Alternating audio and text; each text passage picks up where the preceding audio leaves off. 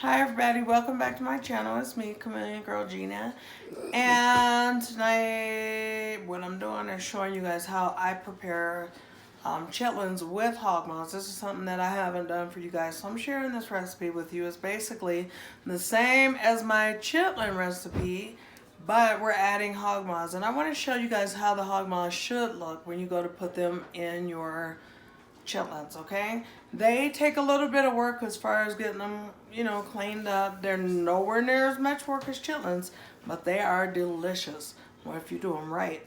So anyway, this is what I do. You know how the hog maws usually come like in a slab or a big chunk of meat or something? Well, anyway, what I do is just have my butcher cut mine down. So this is how mine end up looking. He slices them really nice and thin, like those.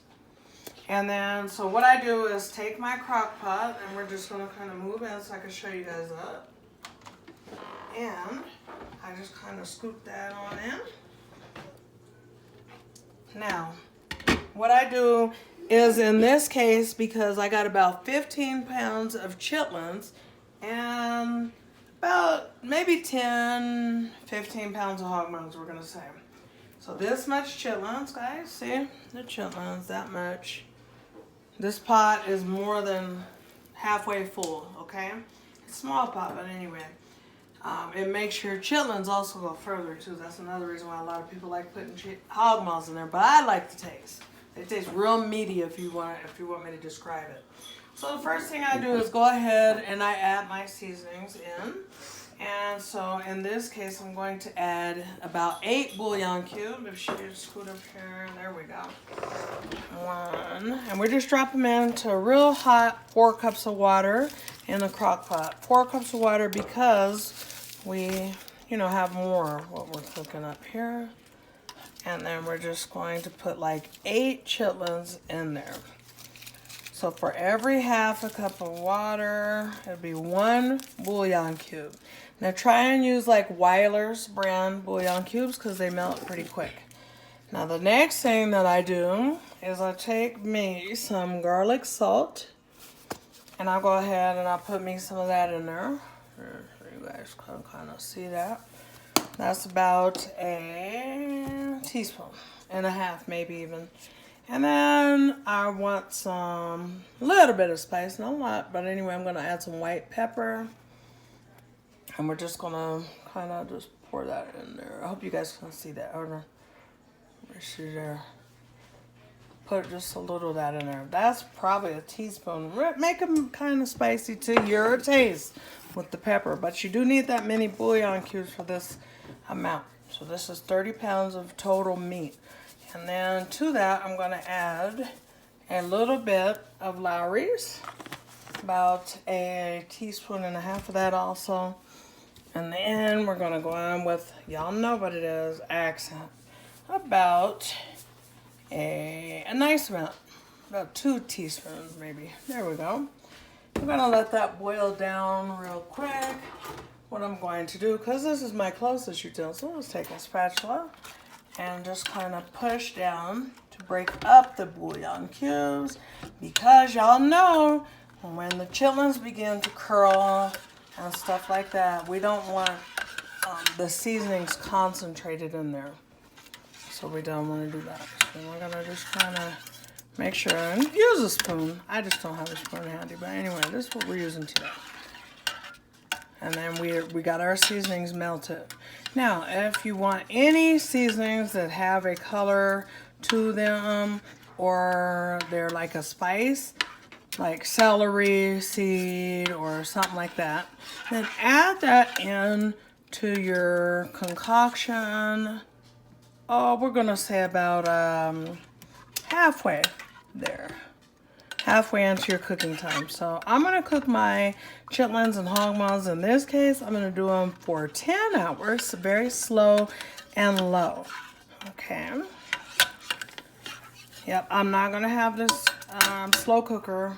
I'm not going to keep it on high. It's on high right now just to get that water really hot and stuff like that. And so the first thing that we're going to add is our hog maws. We're going to begin to add those. Okay, let's just get those down in there. Fill up your pot. Got the hog maws. We want them on the bottom so they can get the most heat. But yeah, they're really cut up real nice. I love them. And then when I show you guys the outcome, you'll see even more so why I like them cut down. Not big chunks of meat. Like even that, I'm going to cut that one down. I don't like mine to be looking like that. Or the shape or nothing. Like, you know, I just don't. And these produce a lot of water. That's why you barely need any water. You need little to no water. Okay. And then I have to put my chitlins in there. And when cooking hog maws, I can tell you guys this, that you do not need to add, you don't need a whole bunch of chitlins in this case. You really don't. You need, for about 10 pounds of hog maws, you probably only need about 5 pounds of chitlins. So half the amount is what I do. It goes a long, long way. So that's how many I'm going to do in this particular, you know, slow cooker. And then I'm going to do the same. I'm going to repeat the same in my next slow cooker. I'm going to put a little bit more. And so we'll be set there, guys. So I'm going to put that, I'm going to go ahead and I'm going to put the lid on there. And I'm going to let that cook and I'm going to wake up tomorrow on Breakfast of Champions and show you guys the outcome. In the meantime, I'll talk to you later. Thanksgiving 2019, they better quit playing. My sister make the best chitlins there is. Here we go. Oh Lord. Is the hog Don't make maws me bite my tender? tongue. Is the hog maws Hog tender? maws and chitlins. Lord, they don't know what time it is. Here we go again. We're going in for another taste test. Shut your mouth. It's cooking from down south. But we're at Auntie Gina's house. Love y'all. All right, guys. Thank you for watching. So that is this year's chitlins and hold on, chitlins and hog maws. Here I come. One last bite, niggas. So y'all, listen. That is a reaction from somebody who won't eat nobody's chitlins and hog maws, but over here. So anyway, God bless. Enjoy the rest of your day. Don't forget to like, comment, share, and subscribe to my channel.